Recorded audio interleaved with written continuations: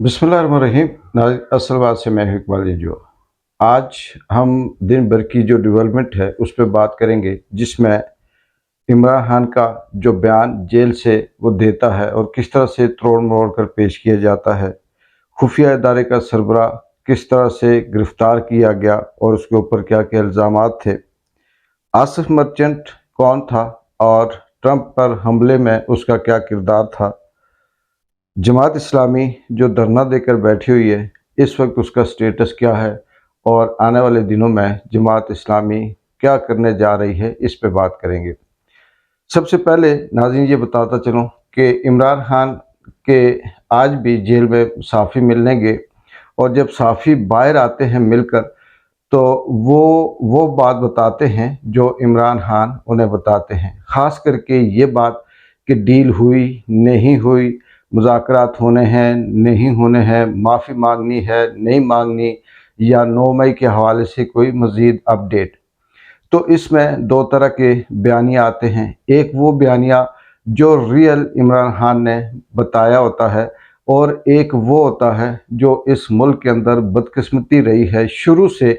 कि लोगों को ख़रीद कर उनके जो अल्फाज होते हैं, उनका जो कलम होता है, उनकी जो दानिश होती है, उसको ख़रीदा जाता है। और ये वो लोग होते हैं जो सारी ज़िंदगी अपनी चीज़ें बेचते हैं, अपने ज़मीर को बेचते हैं, और फिर जब जैसे ही देखते हैं कि वक्त मुश्किल आया तो वो कहीं ना कहीं से निकलने की कोशिश करते हैं। इमरान खान ने आज भी, आप ये सुन चुके होंगे,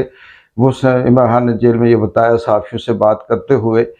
कि 9 मई के हवाले से सीसीटीवी फुटेज जितनी भी है उस दिन की, वो दिखाई जाए, लाई जाए, पेश की जाए। उस पे अगर हम गलत हैं, पीटीआई मुलव्वस है, पीटीआई के कारकुन अगर मुलव्वस हैं, तो उन्हें सज़ा भी दी जाएगी, उनके साथ उन्हें कार्रवाई भी की जाएगी, और मैं उस पे माफ़ी भी मांगूंगा। लेकिन अगर वो मुलव्वस नहीं है तो फिर इसका खुद अंदाज़ा करेंगे इसकी सज़ा किसको मिलनी है और किसने माफ़ी मांगनी है। एक बात। दूसरा, उन्होंने ये कहा कि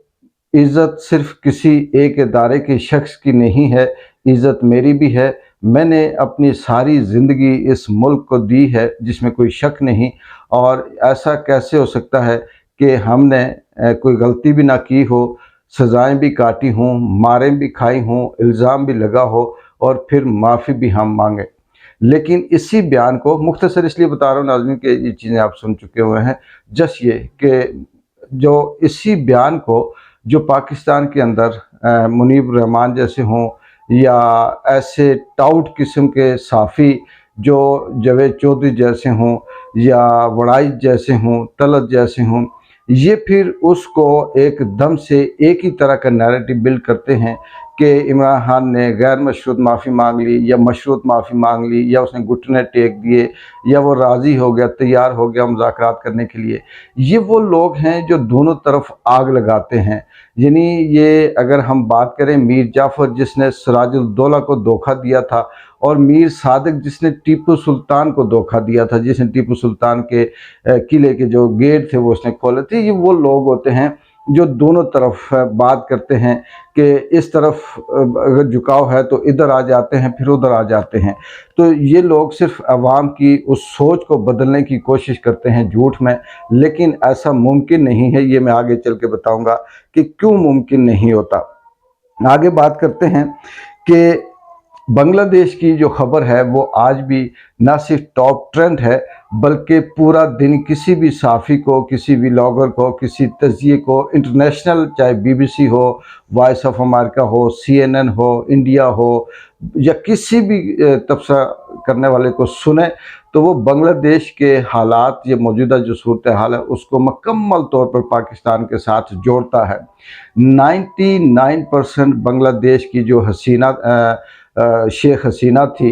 उसकी जो हरकतें थी, जो आदतें थी, जो तरीक़ेकार था, वो पाकिस्तान के अंदर फार्म 47 और जो रजीम चेंज की पैदावार है, नवाज शरीफ या शहबाज शरीफ या मरियम नवाज इनसे मिलती जुलती नहीं बल्कि इन्हीं की तरह की हैं। यहाँ तक कि डील करना, मुल्क से भागना, मर्जी का आर्मी चीफ लगाना, मर्जी का ISI का बंदा लगाना, मर्जी का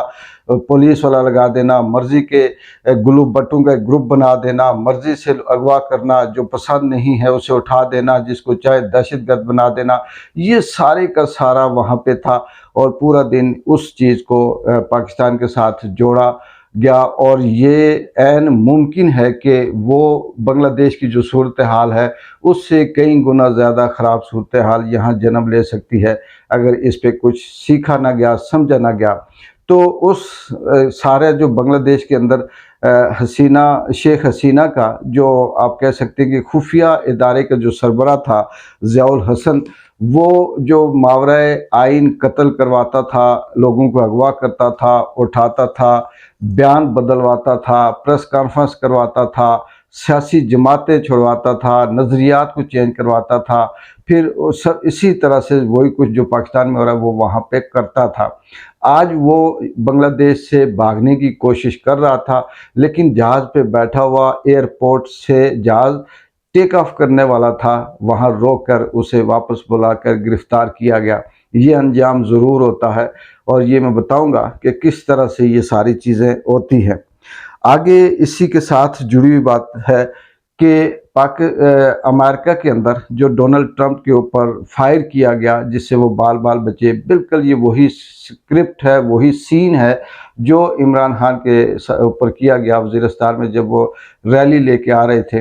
वो भी बाल बाल बच्चे थे। अब ये करैक्टर अलग हो सकते हैं, जगह अलग हो सकती है, सीन अलग हो सकता है, लेकिन स्क्रिप्ट इतना मिलता जुलता है कि आप इसको किसी भी तरह से किसी भी एंगल से देखें तो यही लगता है कि रास्ते से हटाने की कोशिश यहाँ पर इमरान खान को की गई, वहाँ पर ट्रंप को की गई। ये बात किस हद तक सही है, ये गलत है, ये एक अलग बहस है। लेकिन अमेरिका ने जिस शख्स को गिरफ़्तार किया, जिसने फ़र्द जुर्म आयद जिस पे हुआ, आसिफ मर्चेंट उसका नाम है, जिसका ताल्लुक़ कराची से बताया जाता है, जो पाकिस्तानी भी है और ईरानी भी है, यानी उसका ईरान के साथ भी ताल्लुक़ है, वहाँ भी उसकी फ़ैमिली है और पाकिस्तान के अंदर भी उसकी फ़ैमिली है। ये यंग है, 45 साल इसकी एज बताई जाती है। और ये पकड़ा कैसे गया, इसने कुछ लोगों को हायर किया, यानी जिसे हम कहते हैं कि किराए के कातलों को हायर किया, उनसे बातचीत की, उनसे कहा कि मैं आपको $5000 दूंगा और ये हमारे टारगेट हैं, इनको आपने अचीव करना है। और बाद में पता चला कि वही जिनके साथ वो डील कर रहा था वो अमेरिकन खुफिया एजेंसी के बंदे थे और आप कह सकते हैं कि वो स्टिंग ऑपरेशन कर रहे थे, वो आम आदमी बनकर, किराए के कातिल बनकर इसके पीछे पड़े हुए थे, आखिर उन्होंने वो किया। इसको भी आने वाले वक्त में किसी के साथ भी जोड़ा जा सकता है, पाकिस्तान के साथ जोड़ा जा सकता है, पाकिस्तान के इदारों के साथ जोड़ा जा सकता है, साजिश के मतलब तहत इसे कहा जा सकता है। ये कि क्या रुख इख्तियार करेगा ये आने वाला वक्त बताएगा, लेकिन ये चीज़ भी ख़तरनाक है।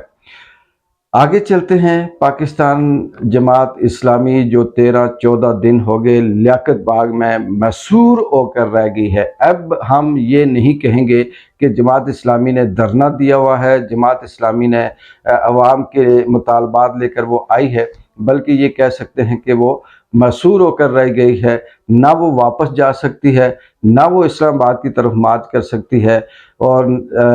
नईम साहब जो जमात इस्लामी के पूरे आज़ाद कश्मीर के अमीर हैं, वो वहाँ से बैठकर सिर्फ धमकियाँ दे रहे होते हैं, आज ये ना हुआ तो हम ये कर देंगे, आज ये ना हुआ तो हम ये कर देंगे, ये ना मुतालबा माना गया तो हम इस तरफ मार्च करेंगे। लेकिन ये लग ये रहा है कि यहाँ से कहीं ना कहीं अगर ये यहाँ से उठे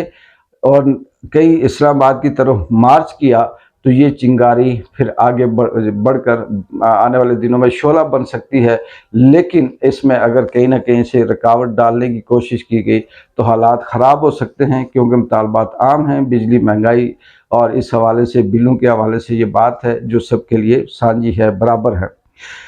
अब ये सारी चीज़ें बांग्लादेश से लेकर यहाँ तक, चाहे वो शेख हसीना हों, चाहे वो वहाँ पे ज़ियाउल हसन हों या खुफिया इदारे के हों या बाकी दीगर जो आसिफ मर्चेंट टाइप हों, ये सारे लोग कैसे होते हैं